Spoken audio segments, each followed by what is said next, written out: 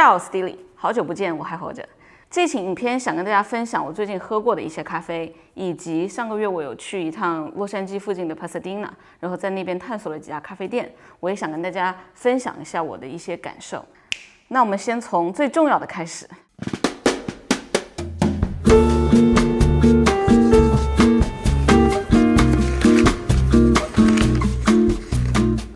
这次其实是我第一次从90 Plus 的官网买他们的咖啡豆回来。90 Plus 的地位呢，有点像是咖啡界中的爱马仕，走的是比较高端，然后比较小众的品牌。它可能投入的那些实验成本，它的处理方法要投入蛮多东西的。它走的就是高端品牌路线。为什么这次我会从他们的官网买咖啡豆呢？是因为，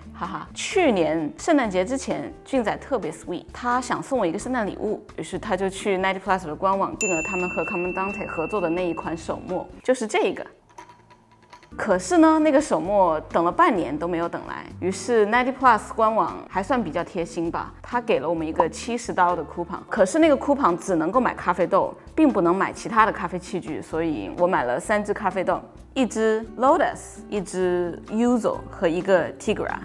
他们的包装真的是还蛮好看的啦，黑金系列特别高级，不过有一支被海关暴力拆卸把它给拆了。他们3支豆子都是 Geisha， 只是他们的处理方法不一样。90 Plus 庄园它其实主打的都是一些非常特殊的处理方法。为了更好的尝出这3支咖啡豆有什么不同，我把它们3支都同时一块煮出来，3支一起喝。先从 Lotus 说起吧。为什么我会买 Lotus？ 是因为我很喜欢它的名字，谁不爱莲花？我买的是 Roasted 50克，它的单价是50克$45。它的香气其实就算是里面蛮正常的一个香气，它就是一些花香、果香，然后有一些柑橘的香味。不过它的湿香闻起来让我想起了高乐高，可能就是巧克力的味道吧。它是这3支豆子里面，我觉得它发酵是还蛮重的一支，它的香味和味道喝起来都是很冲，有点像之前我喝过那种发酵了好几百小时的豆子的那种酱香味，这种味道其实是我很不喜欢的一个味道。然后它的 body 是这3支里面最重的一支，它的层次是最复杂的，不过它有很多那种我自己不是很喜欢的 spice 的味道。然后再说说第2支 Tigra， 我都不知道我有没有念对，可能是 Tigra 吧。Anyway， 这支豆子的价格是 Roasted 50克$55。它的香味是这里面最刺激的一个，让我想到之前小时候玩的那个吹泡泡胶的那种泡泡胶的香味，香气闻起来发酵感比较少，跟 Lotus 比，它的清香会比较多一些。它喝起来的话，它的 body 比较淡，它的茶感比较多。其实我觉得它有一点那种 artificial 橘子香精人造的香精的味道，然后它有一些 cherry 的味道，然后像它上面写的 oak wood， 我是有喝到一些木质调性的味道在里面，然后 chocolate syrup， 对啊，它闻起来就像高乐高，可能有一点点的那种樱桃的风味吧。俊仔说它喝起来有油漆味儿，然后它的酒精发酵感有点像是烈酒的感觉。这一支豆子我自己个人来说就还好吧，我也没有觉得它非常特别。说说最后一支最贵的 Yuzu， 它的单价是50克 Roasted $60，这是这里面最贵的一支。它的干香非常的特别，磨完以后闻起来它就有一种那种面包发酵的那种麦香的感觉。它冲煮完以后，它的颜色也是这3支里面最浅的一支。它一入口的第一口，让我明显的感觉就是酒酿的感觉，比较偏米酒的那个方向。而且它的酸味，它不属于果酸了，它很像我们平时那种面包发酵，我们吃那个 sourdough 的那种香味。而且我觉得这支咖啡豆它最特别的是它的 aftertaste。你喝完以后，它最后留在你口里的调性，它是一个很甜，然后它又是很粘稠，像在喝米汤的那种粘稠的感觉，但是它又是米酒的味道。我从来没有在咖啡里喝到过这样的口感。这支的 body 其实也是蛮淡的，但是它不清爽，因为它是比较米酒发酵的感觉。总体来说，这一支虽然它叫 Yuzu， 但是我其实没有喝到太多的那种 citrus 的调性，它上面写的就是柚子、柠檬，还有一些哈尼。这一支是真的蛮特别的，如果你想要从它的官网买的话，我会蛮推荐大家试试看这一支。它没有我讨厌的酱香，但是它的那个口感、那个粘稠度真的是太特别了。不过其实它值不值这么多价格，对我来说，90 Plus 庄园的咖啡豆跟拿 Geisha 比了，比如说 Finca Deborah 啊这些，它走的方向不太一样。他们走的方向可能真的是太特别了，就有点像是一般人可能吃榴莲或者吃香菜，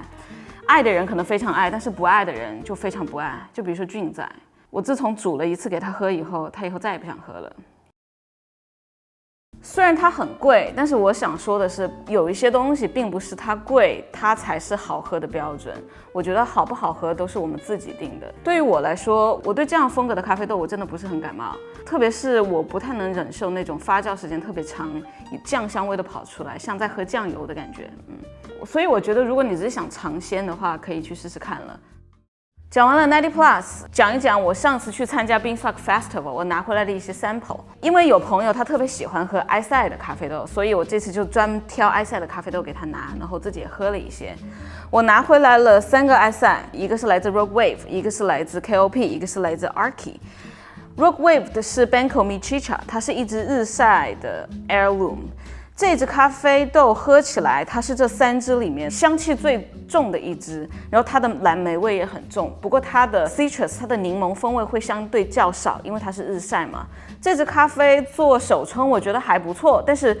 我想说是它做 espresso 很好喝，它萃起来其实也还蛮稳定的，然后它加奶啊非常的甜。所以如果你想用它做一个比如说 double shot 6 ounce 的一个 cappuccino 或者是 latte， 我觉得都是还蛮好喝的一款豆子。然后说一下 Arki 的一支水洗耶加雪菲吧，因为它是水洗，所以这一支也是这3个豆子里面最干净的一支，它的柠檬味最重，它的茶感也最重，它喝起来更像茶，它的甜感也非常的够。总的来说，如果你真的很喜欢喝埃塞的话，水洗耶加雪菲基本上不会出错。但是这支豆子对我来说唯一的一个瑕疵就是我觉得它那种烘豆的味道有点重，但是总体来说这支咖啡就还 OK。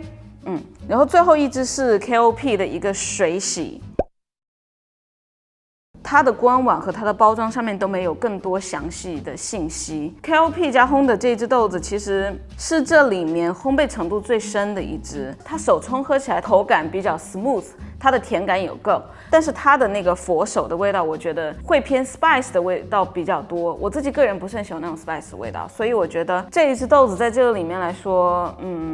少了一些我喜欢的埃塞的那些 floral 或者是蓝莓的一些调性。这3支里面一定让我选一支的话，我可能会觉得 Rogue Wave 的日晒的那一支是最好喝的。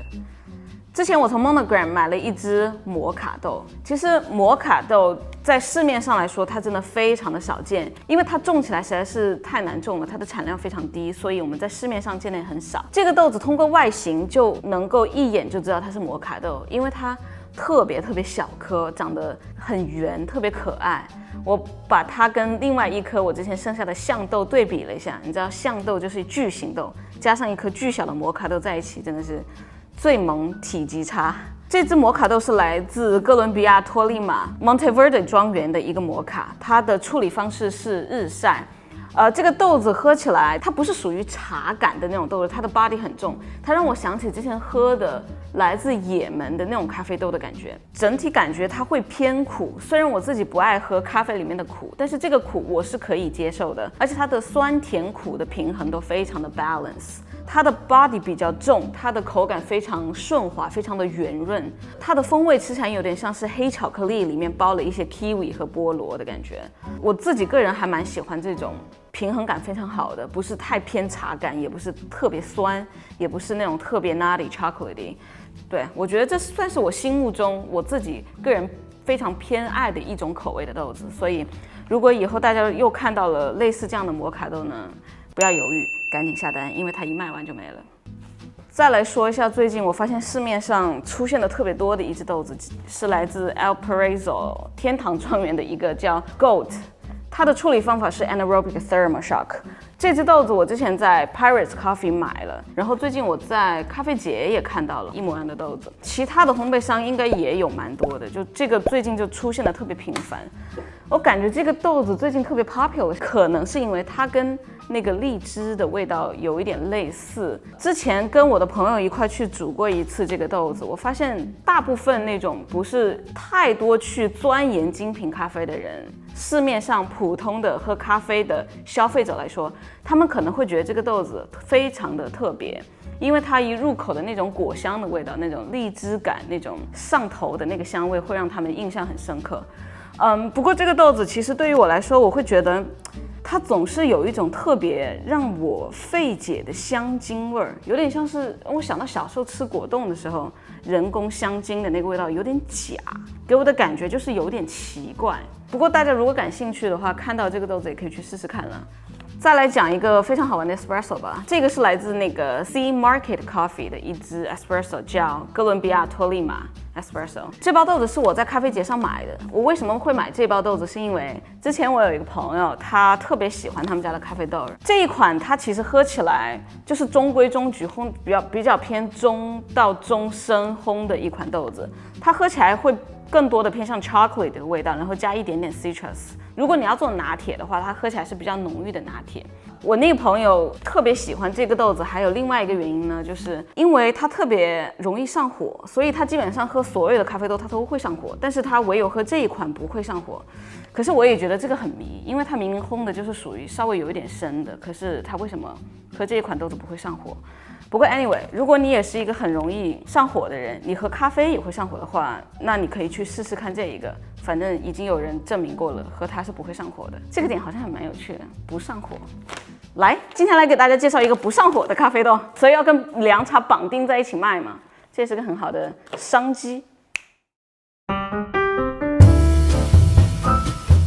好，接下来我来给大家说一说上个月我去了一趟 Pasadena， 去了4家咖啡店，我说说那4家咖啡店我的感觉吧。先跟大家说说我最推荐的一家咖啡店，就是 Copa Vida， 它就在 Pasadena 的 Old Town 比较中心的地方。这家店的咖啡豆都是自己烘的，然后它也提供很多的 brunch 的选择。这次我去尝了蛮多咖啡了，试了他们家的2个 drip， 一个手冲，一个 cappuccino 和一个 Lone Fog。说说他们家的咖啡吧，他们家的咖啡其实是分了3个 level。第一个 level 是 Go 系列 ，Go 系列其实也是他们家用的 espresso。你可能喝惯了比较传统咖啡，不太能接受酸啊、花香啊这种。可能你就会比较喜欢他们家的 Go 系列。第2个是 Enjoy 系列 ，Enjoy 系列它上面写的就是 Fruity and Floral， 还有一个比较高的系列是 Experience。如果你是比较喜欢猎奇的话，可以去试试那个 Experience。不得不说，它的奶咖真的非常好喝，非常的甜，即使是喝 Cappuccino。它的奶量很少，它的咖啡萃的也是很好的，它的整体的平衡性很好，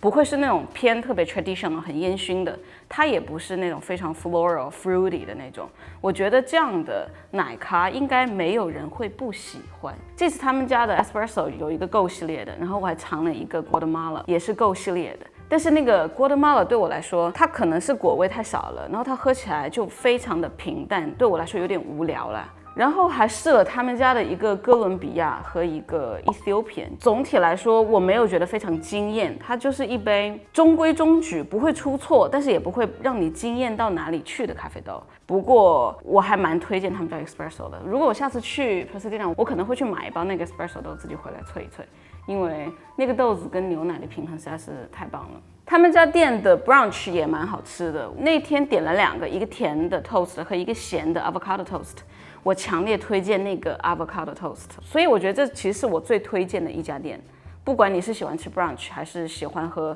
不同种类的咖啡，这家店可能都能够满足到你。然后说第2家是一家网红咖啡店，叫 Coffee and Plants。这家店看起来外观特别好看，它比较粉粉的，然后拍照啊比较容易出片吧。